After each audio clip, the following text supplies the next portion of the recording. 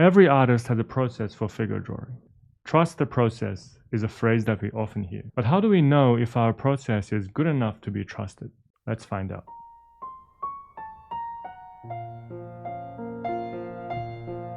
Hi, my name is Orta, the founder of Fundamentalist, an online art school that provides students worldwide with professional classes in the constructive method of drawing. I sometimes hear my students having a conversation like this. Student A will be like, I feel like my recent figure drawings are not the best. Student B would then reply, you gotta trust the process, bro, or something like that. And that is when I join in with a question to them. But are you sure your process is the best for figure drawing? As artists, we all have our favorite steps or processes to create various types of artworks. For example, compositions might get started with many grayscale thumbnails. A few gets chosen to be refined and painted in color. Then, the best one is enlarged to the final size and detailed to finish. For a lot of artists, a typical figure drawing process might look like this. Step 1, gesture. Step 2, add some form. Step 3, details, and then done. Or is it?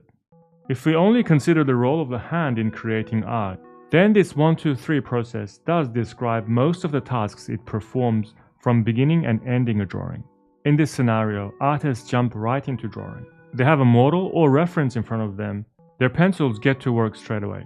But in doing so, we're forgetting two even more important participants in the creative process: our eyes and especially our brain. The end result is limited progress and a lot of frustration, as you're essentially stuck in copying and not creating.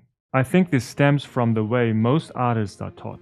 Very little on thinking and decision making is covered as part of their education. In order to create a good drawing and not a mere copy, our eyes and brain must do most of the work. Our hands just follow orders and execute commands. This leads to a natural question: what exact roles are the eyes and brain supposed to be performing though?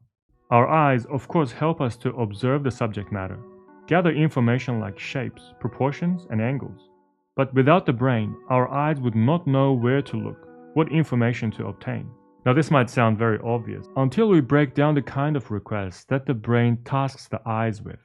For example, the brain might ask the eyes, what is the focal point? What is the main action here? What kind of a mood should we convey? Where is the weight going? Along with many variations of questions like this. The eyes then go off to find answers. They'll bring them back to the brain so that the brain can process them and issue commands for the hands to execute them in terms of lines and shapes. I call this process the artist's Q&A with the self, a very important concept in preventing mindless copying and encouraging thinking to decision making. To achieve the best process, it helps to use high-quality professional figure drawing references. Which brings me to the sponsor of this video, Graphite Studio. Ask yourself, what's the most important consideration when using a reference? It is the pose and the lighting. Graphite Studio provides dynamic poses in their packs and the most natural professional lighting. For this reason, I find them perfect for drawing and painting. And the best part? These high-quality packs are very affordable with discounts available all the time. I really appreciate their sponsorship. But you know what? Even without it, I would still be using them, as I have for over 5 years. The quality is simply unbeatable. I'll leave a link below so you can start using the best quality refs to improve your figure drawing. As you get a lot of practice under your belt, there is a next level to aim for. A lot of great painters believe that if you could visualize the final look of the painting in your head before the first brush stroke, your chances at a successful artwork will increase. I believe it to be the same with drawing. As we look at a model or any subject matter, our brain is able to start designing a drawing with composition, shape design, and focal points considered.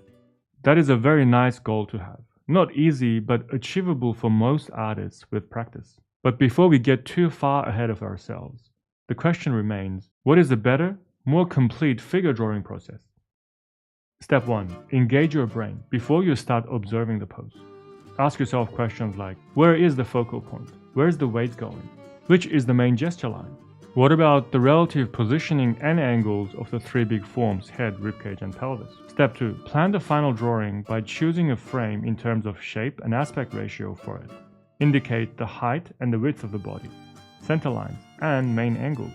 Now finally, step 3, we start drawing. Gesture first. paying attention to the placements of the three big forms.